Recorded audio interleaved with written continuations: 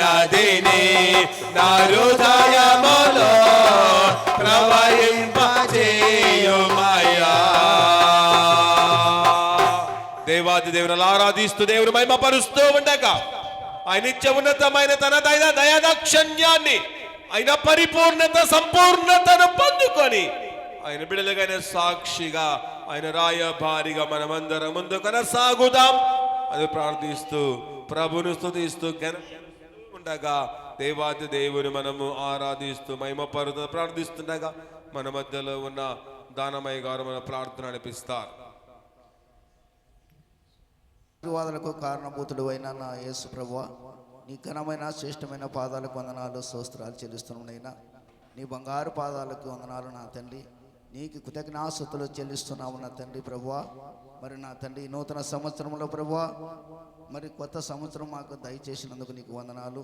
మరి ఈ యొక్క నూతన సంవత్సరం ఎంతనో చూడలేక తండ్రి, ఈ సంవత్సరంలో ఉండలేక కాలగబను కలిసిపోయినారు ప్రభువా. మా కింద మీ దయచేతి మమ్మల్ని కాపాడినందుకు నీకు ఎంతో కృతజ్ఞతాస్తుతులు చెల్లిస్తున్నాము నైనా.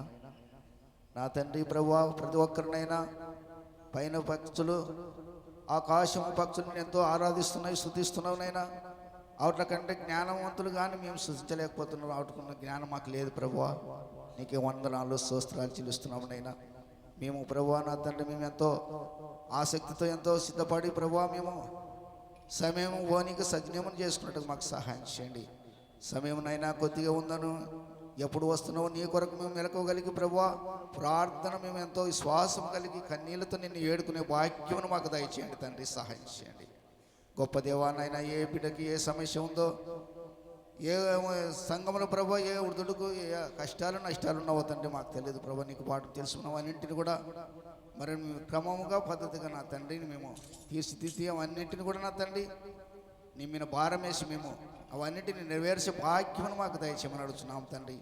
నీ కొరకు మేము ఎంతో ప్రయాసపడి ప్రభు మా ఆసక్తితో తండ్రి నేను ఆత్మతోనూ సత్యముతోనూ ఆరాధించాలని సెలవిచ్చిన మహాగొప్ప దేవుడు నైనా. ఇప్పుడు నీ యొక్క వాక్యములకి నీకు దైవసేకుడు వెళ్తుండగా తండ్రి వాక్యము నీవే మాట్లాడి మహిమ తెచ్చుకున్నామని యేసు అతి పరిశుద్ధ నామమున ప్రార్థన సమర్పించి అడిగి వేడుకుచున్నాము తండ్రి, ఆమేన్. క్రీస్తునందు ప్రేమైన దేవుని బిడలారా, ఈ సమయములో కొద్ది నిమిషాలు దేవుని వాక్యాన్ని మనం విందాం. దేవుని యొక్క మహాకృపను బట్టి మనమందరము కూడా ఈ యొక్క నూతన సంవత్సరములో నూతనమైన నెలలో దేవాతి దేవుడి నెలంతా మనను కాపాడి మరొక్క నెలలోనికి ప్రవేశపెట్టబోతున్నాడు గనుక అందును బట్టి దేవునికి ఎంతగానో కృతజ్ఞతాస్తుతులు చెల్లిస్తూ ఉన్నాం. అందును బట్టి అందరూ గట్టిగా చప్పట్లు కొడుతూ దేవుని గట్టిగా అభినందించాలని ప్రభు నామమున మీకు అందరికీ తెలియచేస్తూ ఉన్నాం. క్రీస్తునందు ప్రేమైన దైవ జనాంగమా, ఈ సమయంలో కొద్ది నిమిషాలు దేవుని వాక్యాన్ని మనం విందాం. మన మధ్యలో ఉన్న పాస్టమ్మ గారు రెవరెండ్ ఏపీ విజయజ్యోతి గారు కొద్ది నిమిషాలు దేవుని వాక్యం అందిస్తారు. ఆమె చెప్పే వాక్యాన్ని విని విశ్వసిస్తూ దేవుడిచ్చే గొప్ప దీవెనలు మేలులు పొందాలని ప్రభువును తెలియజేస్తున్నాం. ఈ సమయాన్ని మన మధ్యలో ఉన్న పాస్టమ్మ గారి సమయాన్ని అప్పగించుచూ ఉన్నాం.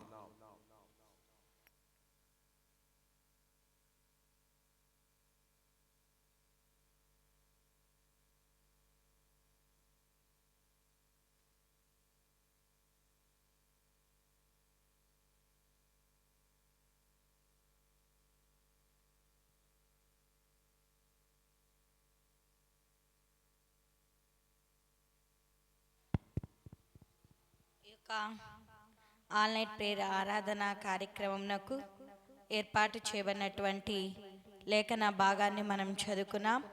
మన యొక్క అంశం ఏమిటంటే ఘనపరచు దేవుణ్ణి ఘనపరచుడి, ఘనపరచు దేవుణ్ణి ఘనపరచుడి అనే అంశం మీద కొద్ది నిమిషాలు మాత్రమే దేవుని యొక్క వాక్యాన్ని మనం ధ్యానించుకుందామండి.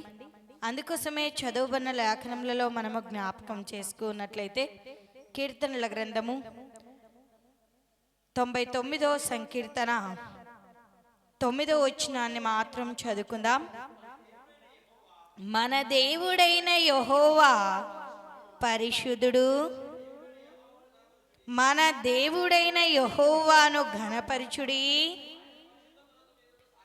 ఆయన పరిశుద్ధ పర్వతము ఎదుట సాగిలపడుడి. చాలమ్మా. ఈ చదువుకున్న లేఖనములలో మనము జ్ఞాపకము చేసుకున్నట్లయితే మన దేవుడైన యెహోవా పరిశుద్ధుడు గనక మన దేవుడైన యెహోవాను మనము ఘనపరిచే వారముగా ఉండాలి. ఘనపరుచుట అనగా గొప్ప చేయుట లేదా మహిమపరచుట అనేది జ్ఞాపకము చేసుకునే వారిగా ఉండాలి. ఘనపరుచుట అనగా గొప్ప చేయుట లేదా మహిమపరచుట అని అర్థము. నిజంగా ఎందుకు మనము దేవుణ్ణి ఘనపరచాలి అంటే మనము ఆయన సొత్తు గనక ఆయనను ఘనపరచాలండి. ఎందుకు ఘనపరచాలంట? మన దేవుడైన పరిశుద్ధిని మనం ఎందుకు ఘనపరచాలి అంటే మనము ఆయన సొత్తు గనక మనము ఆయనను ఘనపరిచే వారముగా ఉండాలి. ఆయనను సన్నుతించే వారముగా ఉండాలి. ఆయన నామమును మహిమపరిచే వారముగా ఉండాలి. ఆయన నామమును అన్యజనుల ఎదుట గొప్ప చేసే వారముగా ఉండాలి అని ప్రభు నామంన తెలియచేస్తూ ఉంటున్నాను. అందుకోసమే మనము జ్ఞాపకం చేసుకున్నట్లయితే దేవుణ్ణి ఎలా ఘనపరచాలి అంటే మొట్టమొదటిగా జ్ఞాపకం చేసుకున్నట్లయితే దేవుణ్ణి ఎలా ఘనపరచాలంట? 1 కొరింథీయులకు రాసిన పత్రిక 6వ అధ్యాయము 19వ వచనం నుంచి 20వ వచనం వరకు మనము జ్ఞాపకం చేసుకుందాం. 1 కొరింథీయులకు రాసిన పత్రిక 6వ అధ్యాయము 19వ వచనం నుంచి 20వ వచనం వరకు మనము జ్ఞాపకం చేసుకుందాం. చదవమ్మా.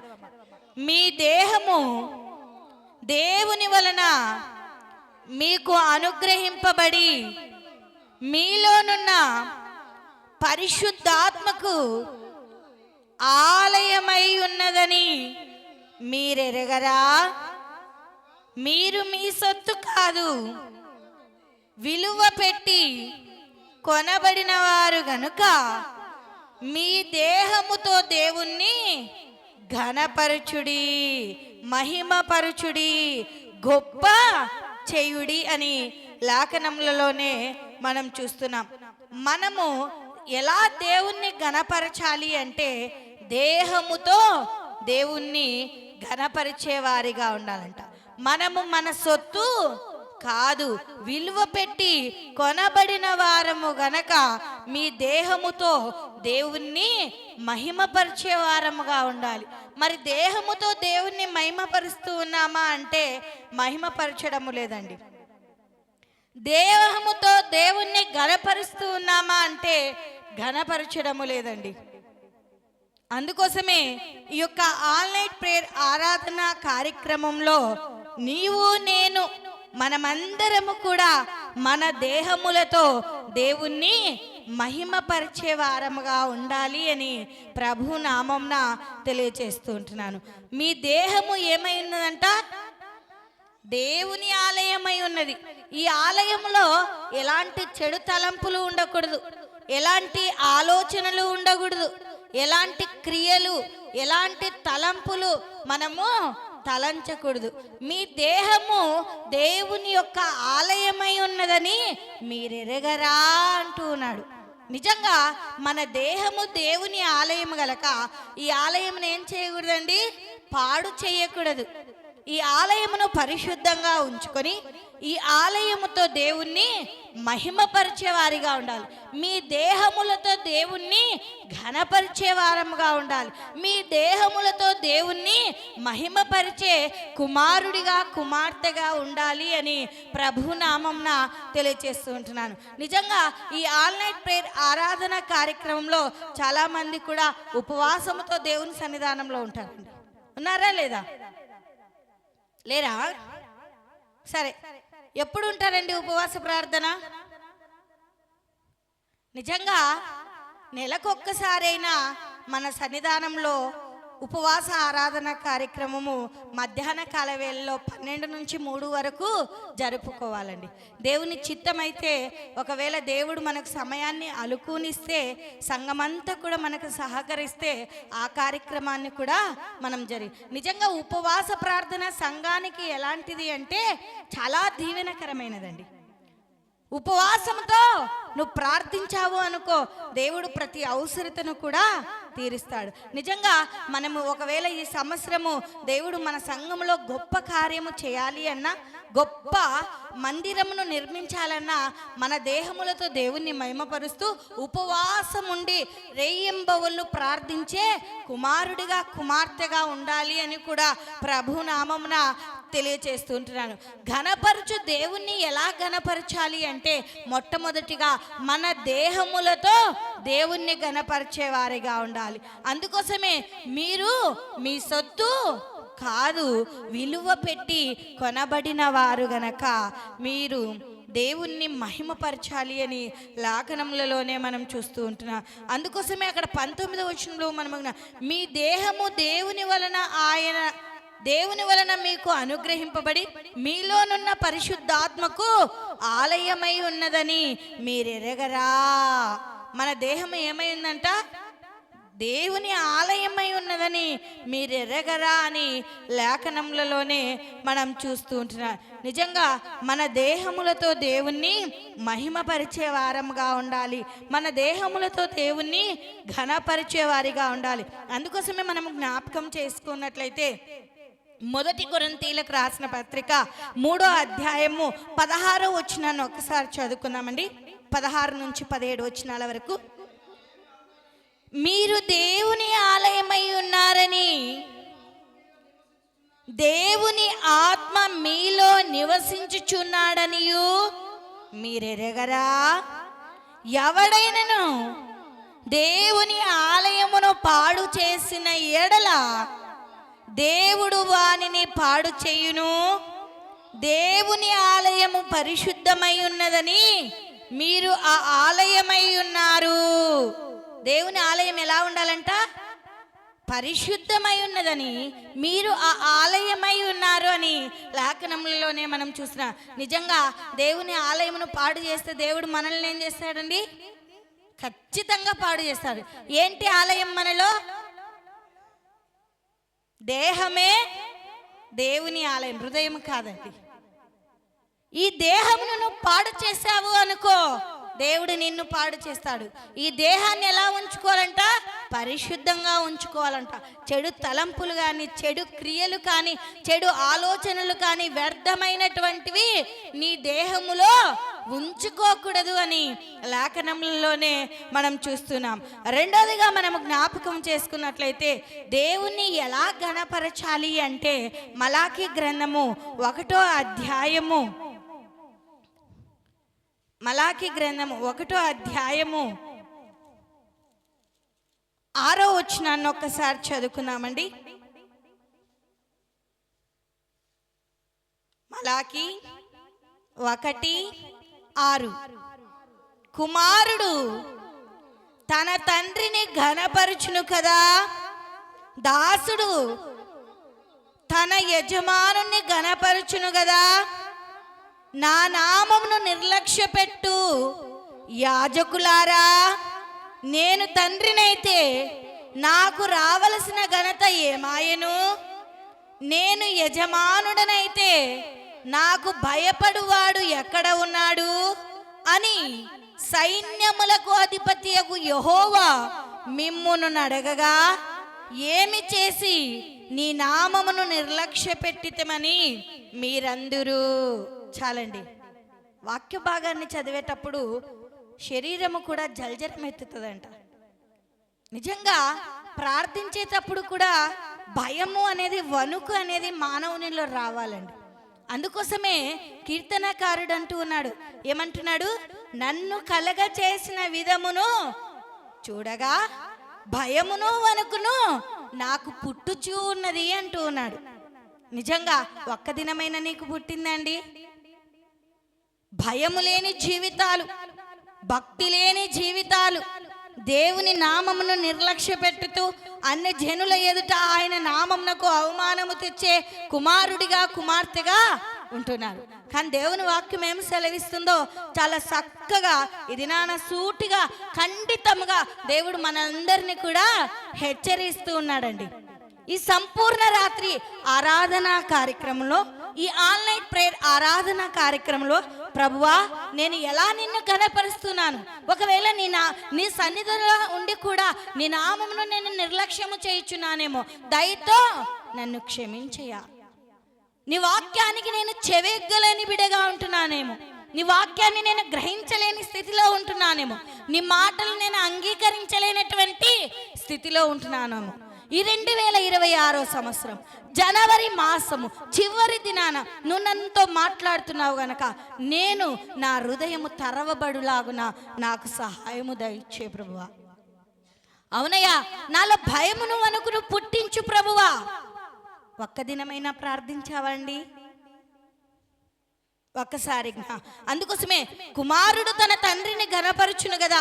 కుమారుడు ఏం చేస్తాడండి? తండ్రి ఎలా గణపరుస్తాడంట? మా నాన్న అది తెచ్చాడు, మా నాన్న నాకు ఇది అడిగితే కొనిచ్చాడు, మా నాన్న నాకు కావాల్సినవన్నీ కూడా ఇస్తున్నాడు. దాన్నే గణపరచడం అంటే. అంతకన్నా కూడా ఎక్కువగా నీ పరమ తండ్రిని నువ్వు గణపరచాలి. నువ్వు అడుగుతే ఇచ్చే దేవుడు, నువ్వు మాట్లాడితే పలికే దేవుడు, నువ్వు పిలిస్తే పలికే దేవుడు. నేనున్నాను అంటూ ఉన్నాడు. ఎల్లవేళలా నీకు తోడై నిన్ను నడిపిస్తాను అంటున్నాడు. కానీ నువ్వేం చేస్తున్నావు? దేవుని నామమును మాత్రము ఘనపరచలేనటువంటి స్థితిలో ఉంటున్నాడు. అందుకోసం ఇక్కడ మనము జ్ఞాపకం చేసుకున్నట్లయితే కుమారుడు తన తండ్రిని ఘనపరచును కదా, దాసుడు ఏం చేస్తాడంట? తన యజమానుని ఘనపరచును కదా. మరి ఒకసారి మనము జ్ఞాపకం చేసుకున్నట్లయితే చిన్నది నయమాన్ని ఏమంటుందండి? నా యజమానునికి స్వస్థత కలుగుతుంది. ఎక్కడికి వెళ్ళమంటుంది? యోర్ధాన్ నదికి వెళ్ళు అంటుంది. అక్కడికి ఆ యాజకుని యొద్దకు వెళ్ళి కనపరుచుకుంటే మరి నీకు స్వస్థత కలుగుతుందని ఆ చిన్నది తన భార్య, ఆ నయమాను భార్యతో చెప్పినట్లు నా యజమానుడు అక్కడికి వెళితే స్వస్థత పొందుకుంటాడు. నిజంగా యజమానుని కూడా గణపరుస్తూ ఉన్నారు దాసుడు. ఎంత గొప్ప సాక్ష్యమో చూడండి. ఇక్కడ మనం జ్ఞాపకం చేసుకున్నట్లయితే నా నామమును నిర్లక్ష్య పెట్టు యాజకులారా, నేను తండ్రినైతే నాకు రావలసిన ఘనత ఏమాయను. నా నామంను చాలా మంది కూడా ఏం చేస్తున్నారంటే యాజకులైనటువంటి వారు, దేవుని పిల్లలైనటువంటి వారు, విశ్వాసులైనటువంటి వారు, క్రైస్తవులైనటువంటి వారు, ఆయన నామమును అంగీకరించినటువంటి ప్రతి ఒక్కరూ కూడా ఏం చేస్తున్నారండి? ఆన్లైన్ ప్రేయర్ అంటే చాలా మంది కూడా ఏం చేస్తున్నాడు? నిర్లక్ష్యం, నిద్ర మత్తుల్లో, సోమరి వైఖరిలో మరి ఏం చేస్తున్నారు? దేవుని నామమును నిర్లక్ష్య పెడుతున్నారు. కానీ ఇక్కడ మనం నేను తండ్రిని అయితే నాకు రావలసిన ఘనత ఏమాయను,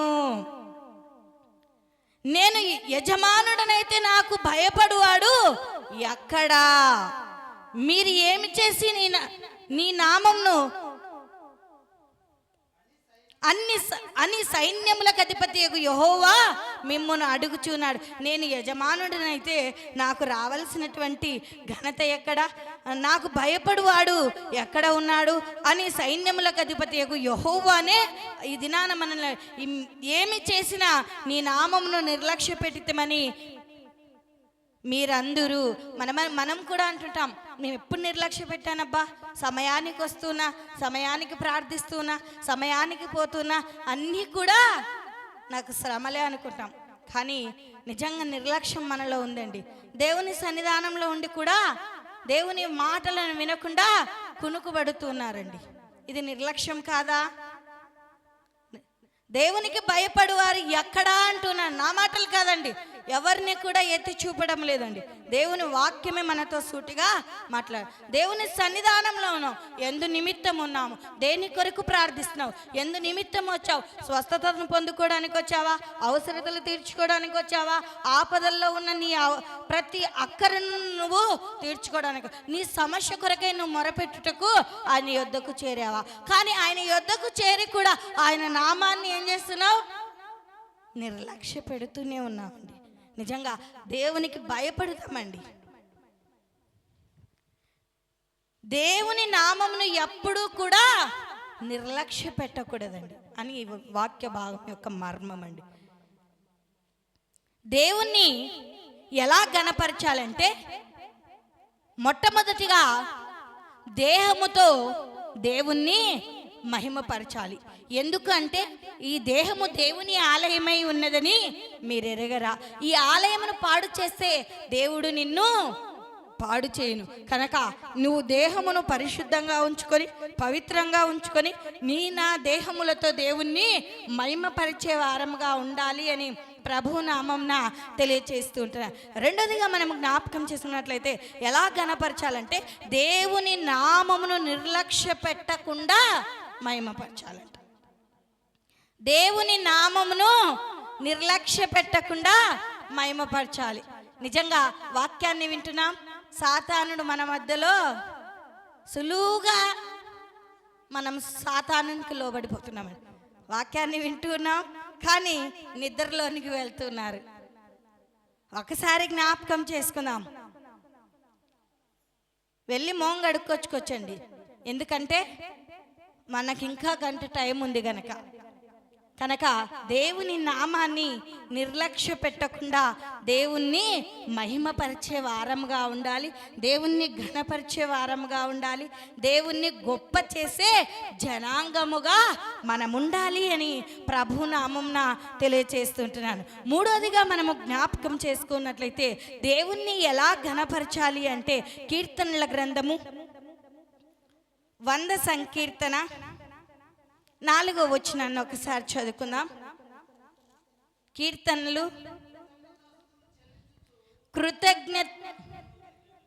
కృతజ్ఞతార్పణలు చెల్లించుచు ఆయన గుమ్మములో ప్రవేశించుడి. కీర్తనలు పాడుచు ఆయన ఆవరణములో ప్రవేశించుడి. చాలండి. ఇందులోని మర్మాన్ని మనము జ్ఞాపకం చేసుకున్నట్లయితే దేవుణ్ణి స్తుతించుచు, దేవుణ్ణి మహిమపరచుచు, దేవుణ్ణి ఆరాధిస్తూ ఆయన ఆలయములోనికి ప్రవేశించే వారిగా ఉండాలంట. కృతజ్ఞత లేని జీవితము వ్యర్థము, కృతజ్ఞత లేని బ్రతుకు శుద్ధ దండగా, కృతజ్ఞత లేని మానవుడు చచ్చినటువంటి శవముతో సమానమండి. నిజంగా నీవు నేను కూడా మనమందరము ఎలా దేవుణ్ణి గణపరచాలి అంటే మృతులు పాతాళమునకు వెళ్ళిన తర్వాత దేవుణ్ణి స్తుతించలేరండి, దేవుణ్ణి మహిమపరచలేరండి. ఎవరు స్తుతిస్తారు? సజీవులు సజీవులే కదా నన్ను స్తుతించెదరు. నీలో ఆయువు ఉండగానే, నీలో ప్రాణం ఉండగానే, నీలో ఆత్మ ఉండగానే ఆత్మతోనూ సత్యముతోనూ దేవుణ్ణి ఆరాధిస్తూ ముందుకు కొనసాగే వారిగా ఉన్నారు. ఆత్మ ఉంది, దేవుడిచ్చిన ఆత్మ ఉందా లేదండి?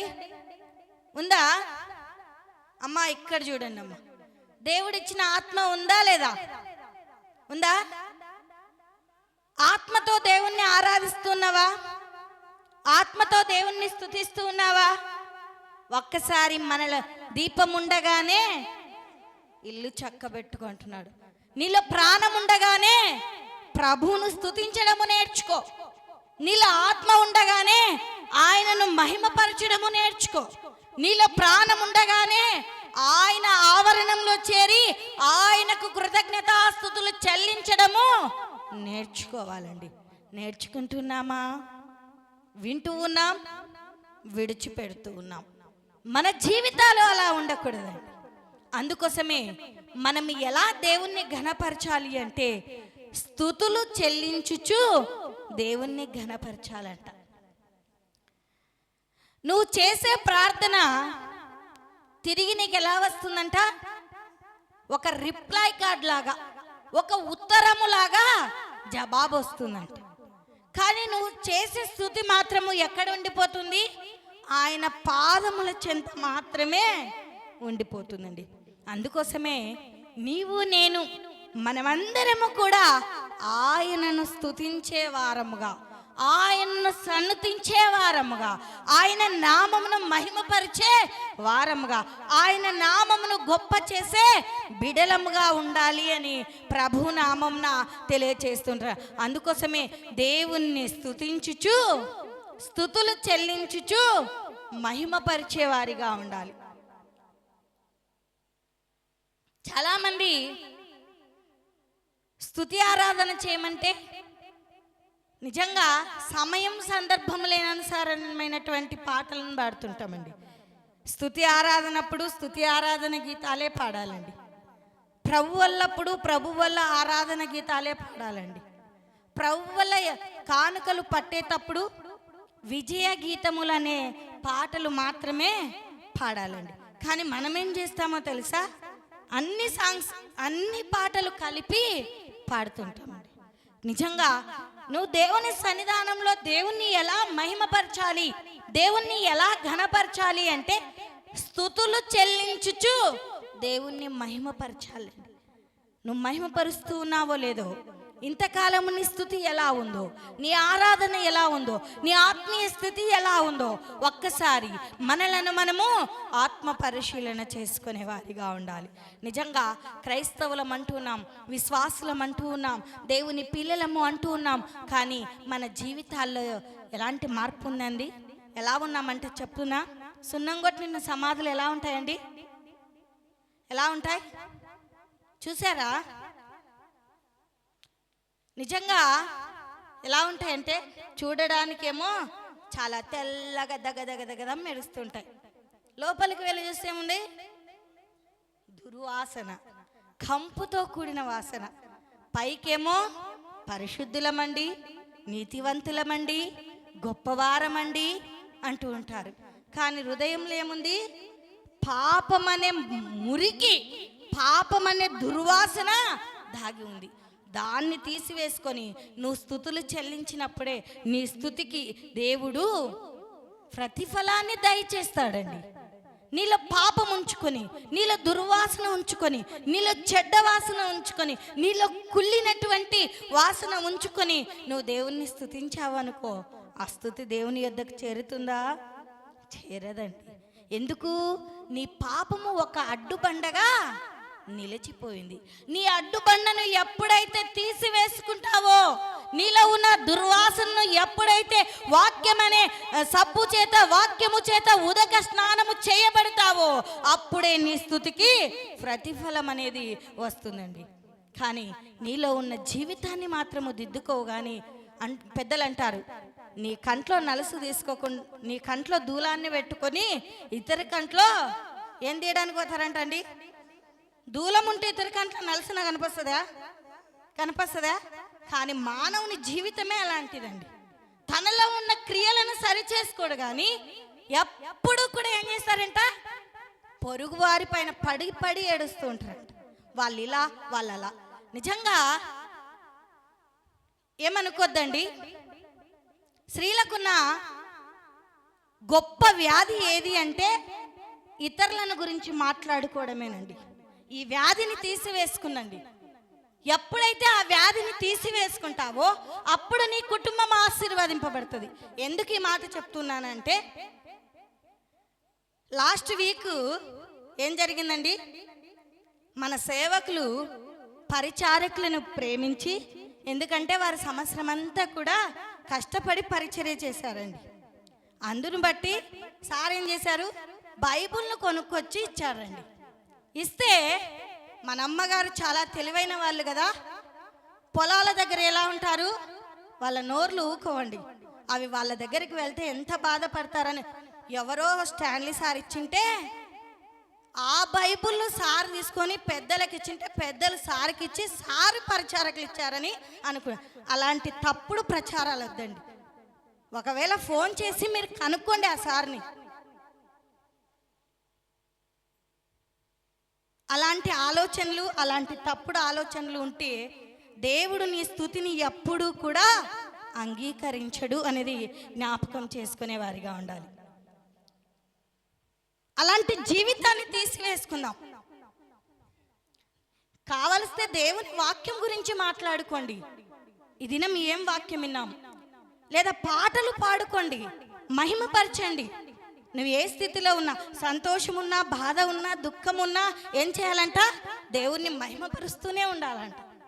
కానీ మనం ఏం చేస్తాం? సమయము దొరికితే చాలు, సంధి ఎక్కడ దొరుకుతుందా ఏమా, ఆ స్థితిని తీసివేసుకుందామండి. ఈ పెద్ద రోగాన్ని మనలో తొలగించుకుందామండి. మూడోది, నాలుగోది, ఎలా దేవుణ్ణి ఘనపరచాలి అంటే, ఎందుకంటే చెప్పడం నా బాధ్యత అండి, సరి చేసుకోవడం కూడా మీ బాధ్యత అండి. అది ఎవరు చెప్పారా, ఏం చెప్పారా, ఎవరా, ఎక్కడా అనేది వద్దు. ఒకవేళ మనం అలా మాట్లాడుకుంటే ఆ స్థితిని తీసివేసుకున్నాం. ప్రభువా, నేను ఎవరితో ఎలా మాట్లాడాలి, నాకు నేర్పు ప్రభు అని దేవుణ్ణి అడుగు. ఈ 2026 సంవత్సరంలో మన బ్రతుకులను మనం మార్చుకుందాం, రాకడకు సిద్ధపడదాం, వాక్యముతో జీవితాలను దిద్దుకుందాం. దిద్దుబాటు కలిగిన జీవితమే రాకడకు సిద్ధపడుతుందండి.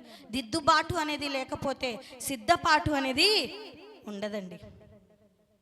ఏ ఒక్క ఆత్మ నశించుట ఆయనకి ఇష్టము లేదండి. కనుక ప్రతి ఆత్మ రక్షింపబడాలి, ప్రతి ఆత్మ ఆయన సన్నిధానంలో స్తుతించాలనే ఆయన ఉద్దేశం అండి. కానీ మనం ఏం చేస్తున్నాం? ఇలా చిన్న చిన్న పొరపాట్ల వలన ఆ రాకడను కోల్పోయే వారిగా ఉంటున్నాం ప్రియ.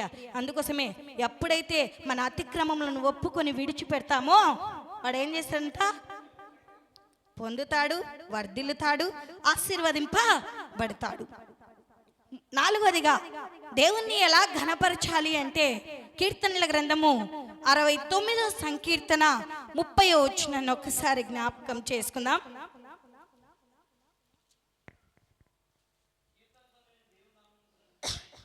కీర్తనలతో నేను దేవుని నామమును స్తుతించెదను, కృతజ్ఞతాస్తుతులతో నేను ఆయనను ఘనపరచెదను. చాలమ్మా. ఈ చదవబడిన లేఖనములలో మనము జ్ఞాపకం చేసుకున్నట్లయితే ఎలా దేవుణ్ణి ఘనపరచాలంట? చదువుతున్నాం వాక్యాన్ని.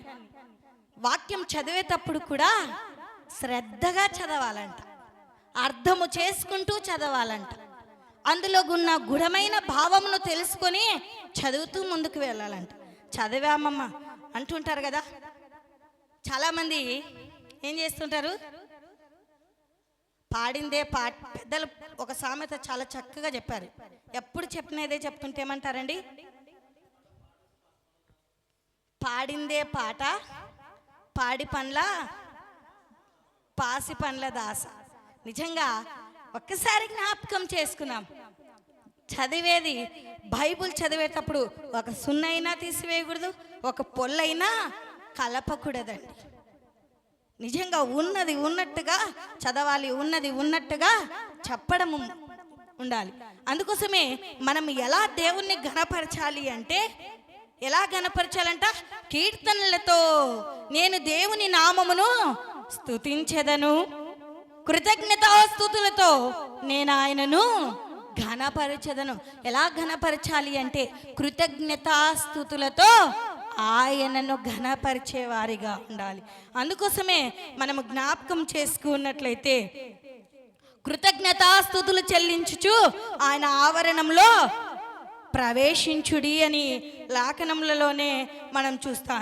నిజంగా అక్కడ 400 సంకీర్తన 4వ వచనాన్ని ఒక్కసారి జ్ఞాపకం చేసుకుందామండి.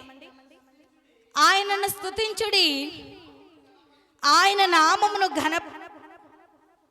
100 సంకీర్తన 100 సంకీర్తన 4వ వచనం. కృతజ్ఞతార్పణలు చెల్లించుచు ఆయన గుమ్మములలో ప్రవేశించుడి, కీర్తనలు పాడుచు ఆయన ఆవరణంలో ప్రవేశించుడి.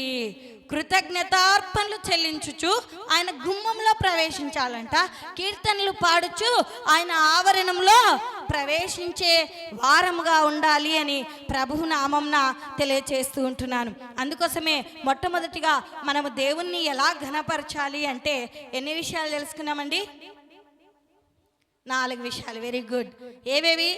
మొట్టమొదటిగా మన అంశం ఏంటి? ఘనపరచు దేవుణ్ణి ఘనపరచుడి. ఎలా ఘనపరచాలంట? దేహముతో దేవుణ్ణి ఘనపరచాలంట. రెండోది,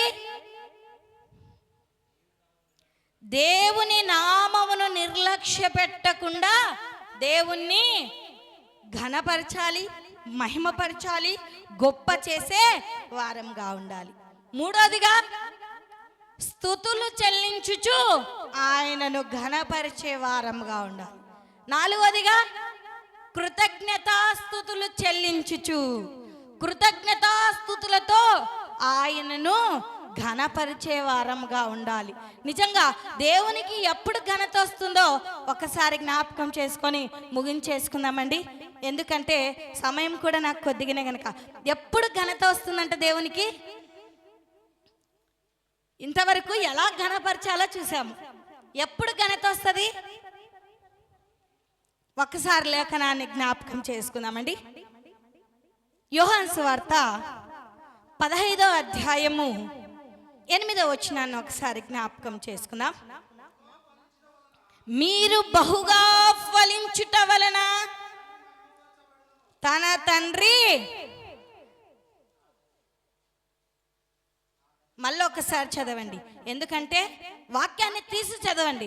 చాలా మందికి కూడా నోటెడ్ అయి ఉంటాయి, కానీ అక్కడ మనం ఏం చేస్తామంటే నా అనే కాడ నీ పెడుతుంటాం, నీ అనే కాడ నా చేర్చు ఉంటామండి. మీరు బహుగా ఫలించుట వలన నా తండ్రి మహిమపరచబడును, ఇందువలన మీరు నా శిష్యులగుదురు. చాలండి అన్న. ఈ చదువుకున్న లేఖనములలో మనము జ్ఞాపకం చేసుకున్నట్లయితే దేవునికి ఎప్పుడు ఘనత కలుగుతుంది, దేవునికి ఎప్పుడు మహిమ కలుగుతుంది అంటే, దేవునికి ఎప్పుడు గొప్ప కలుగుతుంది అంటే మనము ఫలించినప్పుడు అండి. ఎక్కడ ఫలించాలి? ఆత్మీయంగా ఫలించాలండి. అందుకోసమే దేవుడు అంటూ ఉన్నాడు, ద్రాక్షావల్లిని నేను, తీగలు మీరు, ఎవడు నా యందు నిలిచియుండునో వాడు బహుగా ఫలించును అని లేఖనములలోనే మనం చూస్తున్నాం. అందుకోసమే దేవునిలో నిలిచి ఉన్నప్పుడే మనము ఫలిస్తామండి. మనము ఫలించినప్పుడే దేవునికి ఘనత కలుగుతుందండి. మనము ఆశీర్వదింపబడినప్పుడే దేవుని నామమునకు గొప్ప కలుగుతుందండి. నువ్వు ఫలించకుండా ఎలా ఉంటే అలా ఉన్నావనుకో, ఈమె చూడబ్బా ఎప్పుడూ సంకలో బైబుల్ పెట్టుకుంటుంది, పోతుంది, కానీ ఈమె జీవితము నీ నుంచి ఎవరికి అవమానం కలుగుతుంది? దేవునికి అవమానం కలుగుతుంది. కానీ దేవుని నామాన్ని ఏం చేయాలి? గొప్ప చేయాలి, దేవుని నామాన్ని ఘనపరచాలి.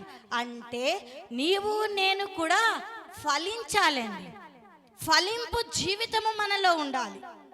అప్పుడే నీవు నేను కూడా దేవుని నామానికి ఘనత తెచ్చేవారిగా ఉంటాము. అందుకోసమే 7వ వచనంలో మనం జ్ఞాపకం చేసుకున్నట్లయితే, నా యందు మీరును మీ యందు నా మాటలను నిలిచి ఉన్న ఎడల మీకు ఏది ఇష్టమో అడుగుడి, అది మీకు అనుగ్రహింపబడును.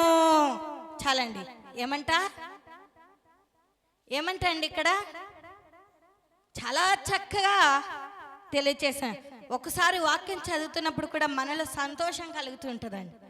మనలో ఉన్న బాధ పోవాలి అన్నా, మనలో ఉన్నటువంటి మరి ఆ దుఃఖము వెడలిపోవాలన్నా, మనలో ఉన్నటువంటి అశాంతి తొలగిపోవాలన్నా కూడా దేవుని వాక్యం ఏం చేయాలి?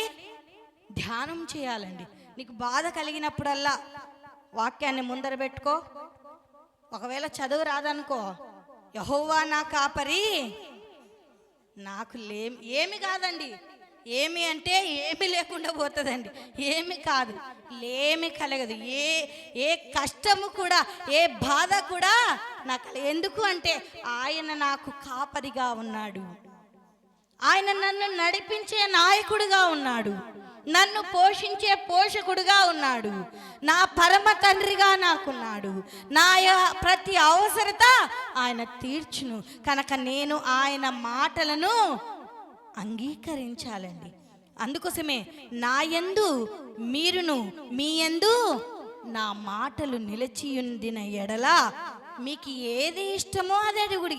లోకానుసారంగా వద్దండి. లోకానుసారమైన ఫలింపు ఉంటే దేవునికి ఘనత రాదండి. ఆత్మీయ స్థితిలో ఫలించినప్పుడు మనకి ఏది ఇష్టమో అది అడిగాము అనుకో, దేవుడు ఖచ్చితంగా అది మనకు అనుగ్రహిస్తాడు అనేది జ్ఞాపకము చేసుకునే వారిగా ఉండాలి అని ప్రభు నామంన దేవునికి ఎప్పుడు ఘనత కలుగుతుందంటే మనము ఫలించినప్పుడు అండి, మనము ఆశీర్వదింపబడినప్పుడు అండి, మనము దీవింపబడినప్పుడు అండి, మనము ఆదర్శంగా అనేకులకు నిలవబడినప్పుడు దేవుని నామానికి ఘనత కలుగుతుంది అని లేఖనములలోనే మనం చూస్తూ ఉంటున్నాం. రెండోదిగా ఎప్పుడు దేవునికి ఘనత కలుగుతుంది అంటే ఫిలిప్పీలకు రాసిన పత్రిక 1వ అధ్యాయము 11వ వచనాన్ని ఒకసారి జ్ఞాపకం చేసుకొని ముందుకెళ్దాం. ఫిలిప్పీలకు రాసిన పత్రిక 1వ అధ్యాయము 11వ వచనం చదవండి. మీ ప్రేమ తెలివితోనూ సకల విధములైన అనుభవ జ్ఞానముతో కూడినదై అంతకంతకు అభివృద్ధి పొందవలననియు, ఇందువలన దేవునికి మహిమయు స్తోత్రమును కలుగునట్లు మీరు యేసుక్రీస్తు వలనైన నీతి ఫలములతో నిండుకొనిన వారై క్రీస్తు దినమునకు నిష్కపటులను నిర్దోషులను కావలననియు ప్రార్థించుచున్నాను. చాలండి, నా మాటలు కాదండి, దేవుని వాక్యాన్ని నేను తెలియజేస్తాను. ఎప్పుడు దేవుని నామానికి ఘనత కలుగుతుందంటే, ఎప్పుడు దేవుని నామానికి మహిమ కలుగుతుందంటే, ఎప్పుడు దేవుని నామాన్ని గొప్ప చేస్తాము అంటే ప్రేమతో తెలివితో నడిచినప్పుడండి. కానీ చాలామంది జీవితాల్లో ఏం లేదండి, ప్రేమ చల్లారిపోతుందండి, తెలివి లేదండి. మనం అనుకుంటాం కదా, నేను చాలా జ్ఞానిని అని. భక్తుడు చాలా చక్కగా పడుతూ ఉన్నాడు. జ్ఞాని ఏమాయనో, శాస్త్రి ఏమాయనో, ఈ లోక తర్క వ్యాధి ఏమాయనో. నీ జ్ఞానం ఏమైతుందో ఎప్పుడు నువ్వు దేవునిలో ఫలించలేనప్పుడు, నీలో తెలివి లేనప్పుడు. నువ్వు అనుకుంటున్నావు నేను జ్ఞానిని, నేను తెలివివంతుణ్ణి, నేను తెలివివంతురాల్ని, నేను జ్ఞానవంతుణ్ణి, నేను వివేకము గల బిడ్డను, నేను భయభక్తులు గల బిడ్డను అనుకుంటున్నాం. కానీ నీ జ్ఞానం ఏ పాటిదండి? ఒక్కసారి జ్ఞాపకం చేసుకుందాం.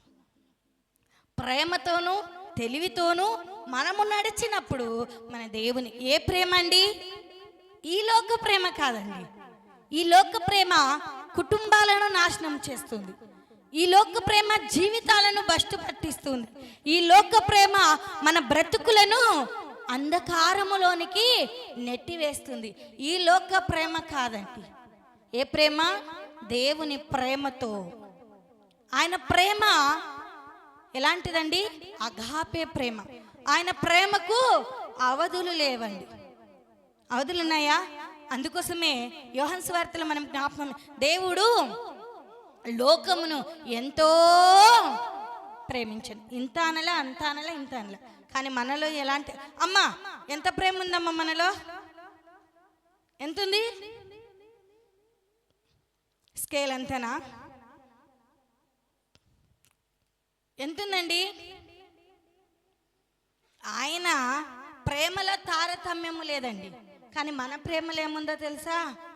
తారతమ్యం ఉందండి. ఉందా లేదా? మన ప్రేమలో ఎందుకు అంటే మనము దేవుని బిడలము గనక మన ప్రేమలో ఎలాంటి తారతమ్యం. ఆయన అందరినీ ఒకే రీతిగా ప్రేమించే దేవుడండి. అందరినీ ఒకే రీతిగా ఆదరించే దేవుడండి. అందరినీ ఒకే రీతిగా చూచే దేవుడండి. కానీ మన ప్రేమలో ఏముందో తెలుసా? తారతమ్యాలు. ఒకరిని ఒక రీతిగా చూస్తాం, ఒకరిని ఒక రీతిగా చూస్తాం కదా. ఒకరిని ఆదుకుంటాం, ఒకరిని ఆదుకోము. ఎంత అవివేకం! పేరుకు మాత్రం ఎవరండి? క్రైస్తవులా? ఒక్కసారి జ్ఞాపకం చేసుకుందామండి. అందుకోసమే ఈ చదువున్న లేఖనంలో మనం జ్ఞాపకం చేసుకున్నట్లయితే, మీ ప్రేమతోనూ తెలివితోనూ సకల విధములైన అనుభవ జ్ఞానముతో కూడినదై అంతకంతకు మీరేం చేయాలంట? అభివృద్ధి పొందవలననియు. ఇందువలన దేవునికి ఏం కలుగుతుందంట? మహిమయు స్తోత్రమును కలుగును. అందుకోసమే మీరు యేసుక్రీస్తు వలనైనా నీతి ఫలములతో నిండుకొనిన వారై క్రీస్తు దినమునకు ఎలా ఉండాలంట? నిష్కపటులను నిర్దోషులను కావాలని ప్రార్థించుచున్నాము. క్రీస్తు దినములో ఎలా ఉంటే మనం ఎత్తబడతామండి? ఏ లోపము లేని వారిగా ఉంటేనే ఎత్తబడతాం. నిష్కపటులను నిర్దోషులుగా ఉన్నప్పుడు మాత్రమే అందుకోసమే మనం ఈ లోకంలో ఎలా నడవాలి అంటే, ప్రేమతోనూ తెలివితోనూ నడిచినప్పుడే దేవునికి మహిమ స్తోత్రము కలుగుతుంది అని లేఖనములలోనే మనం చూస్తున్నాం. చివరిగా జ్ఞాపకం చేసుకొని ముగించేసుకుందామండి. ఎందుకు ఘనపరచాలి ఆయనను? ఆయనని ఎందుకు ఘనపరచాలంటే, ఆయన కేరేబుల మీద ఆసీనుడై ఉన్నాడు గనక ఆయనను ఘనపరచాలి. కానీ మనం దేవుణ్ణి ఘనపరచం కానీ మానవుని ఘనపరుస్తామండి. దేవుణ్ణి ఘనపరచం కానీ రాజుని ఘనపరుస్తామండి. ఎంత అవివేకమో చూడండి. ఒకసారి జ్ఞాపకం చేసుకుందాం. కీర్తనల గ్రంథము 99వ సంకీర్తన 1వ వచనాన్ని జ్ఞాపకం చేసుకుందాం. అక్కడ మీరు ఇంటికి వెళ్ళిన తర్వాత అయినా ఒకసారి చదవండి. చదవనా? యెహోవా రాజ్యము చేయుచున్నాడు, జనములు వణుకును. ఆయన కెరూబుల మీద ఆసీనుడై ఉన్నాడు, భూమి కదులును. దేవుని ఎందుకు ఘనపరచాలి అంటే, ఆయన కెరూబుల మీద ఆసీనుడై ఉన్నాడు గనక నీవు నేను ఆయనను ఘనపరిచే వారముగా ఉండాలి. అక్కడే 1 నుంచి 6 వచనాల వరకు మనము జ్ఞాపకం చేసుకున్నట్లయితే, అక్కడ ఆయన మహోన్నతుడు గనక, ఆయన పరిశుద్ధుడు గనక ఆయనను మనము ఘనపరిచేవారిగా ఉండాలి. ఎందుకు ఘనపరచాలి అనుకుంటుంటాం? ఆయన మహోన్నతుడు, ఆయన పరిశుద్ధుడు అని 3వ వచనం 2వ వచనంలో చాలా క్లియర్గా రాయబడి ఉన్నట్లు మనం చూస్తున్నాం. ఆయన మహోన్నతుడైన దేవుడు గనక, ఆయన పరిశుద్ధుడైన దేవుడు గనక ఆయన బిడలమైన మనము కూడా ఆ పరిశుద్ధతను పొందుకొని ఆయనను ఘనపరిచే కుమారుడిగా కుమార్తెగా ఉండాలి అని ప్రభునామమున తెలియజేస్తూ ఉంటున్నాను. ఎందుకు ఘనపరచాలి అంటే, మనం ఆయన నీతి న్యాయములను జరిగించువాడు గనక ఆయనను మనము ఘనపరచాలి. మనలో నీతి లేదండి, మనలో న్యాయము లేదండి, కానీ మానవుని మాత్రమే హెచ్చిస్తూ ఉంటారండి. అవునా కాదా? కానీ అది వద్దండి. నీతి న్యాయములను జరిగించువాడు దేవుడు ఒక్కడే గనక ఆయనను మాత్రమే ఘనపరచాలి, ఆయనను మాత్రమే మహిమపరచాలి. 4వదిగా మాట్లాడు దేవుడు, జవాబిచ్చు దేవుడు గనక ఆయనను మాత్రమే మహిమపరచాలి. ఇంటికి వెళ్ళిన తర్వాత 99వ సంకీర్తన 1 నుంచి 7 వచనాలు జ్ఞాపకం చేసుకున్నట్లయితే అక్కడ చాలా క్లియర్గా అర్థమయ్యే రీతిలో రాయబడి ఉంటుంది. ఆయన మాట్లాడే దేవుడు, ఆయన జవాబిచ్చే దేవుడు గనక ఆయనను మాత్రమే మహిమపరిచే వారంగా ఉండాలి. అందుకోసమే మనం జ్ఞాపకం చేసుకున్నట్లయితే 91వ సంకీర్తన 14వ వచనాన్ని చూసుకొని ఇంకా ముగించేసుకుందామండి. అతడు నన్ను ప్రేమించుచూ ఉన్నాడు గనక నేను అతన్ని తప్పించెదను, అతడు నా నామమును ఎరిగిన వాడు గనక నేను అతన్ని ఘనపరిచెదను. చాలండి. నీవు అతడు నన్ను ప్రేమించుచున్నాడు గనక నేను అతన్ని తప్పించేదను. నువ్వు దేవుణ్ణి ప్రేమించినట్లయితే, దేవుణ్ణి మహిమపరిచినట్లయితే, దేవుని నామాన్ని గొప్ప చేసినట్లయితే, నువ్వు శ్రమల్లో నుండి, ఆపదల్లో నుండి, ఇబ్బందుల్లో నుండి, ఇరుకుల్లో నుండి, కష్టాల్లో నుండి దేవుడు ఏం చేస్తాడంట? తప్పిస్తూ ఉన్నాడంట. అంత మాత్రమే కాదు, అతడు నా నామమును ఎరిగిన వాడు గనక నేను అతన్ని నువ్వు దేవుణ్ణి ఎరిగావనుకో, దేవుణ్ణి నిన్నేం చేస్తాడంటండి? ఏం చేస్తాడు? ఘనపరుస్తాడండి.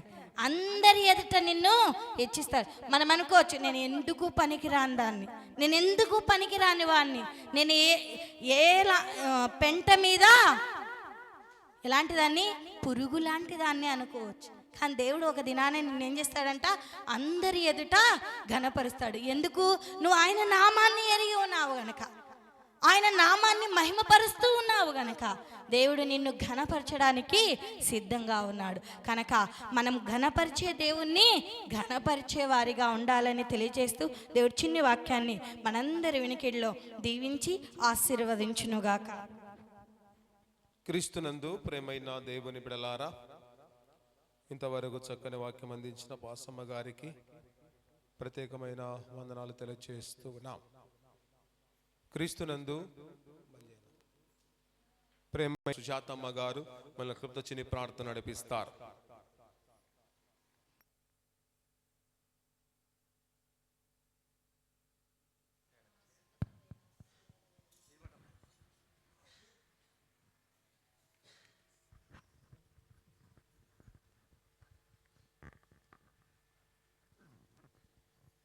మహాపరిశుద్ధుడు పరిశుద్ధుడు పరిశుద్ధుడని నీ పాదములకి వందనములు.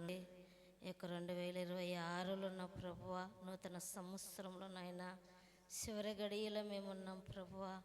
ఇంతవరకు మాకు నీ సమయం ఇచ్చిన గొప్ప స్తోత్రములు తండ్రి. ప్రభువ, దినములు చెడ్డవే సమయం నేను సమయము సద్దినం చేసుకొని జ్ఞానవలే కాకుండా జ్ఞానులుగా ప్రసాదించమని ప్రార్థిస్తున్నాము తండ్రి. నీకు స్తోత్రములు నైనా. ఈ నెల అంతా మనందరినీ కలిసి కాపాడిన దేవా, కృతజ్ఞత నీకు వందనములు.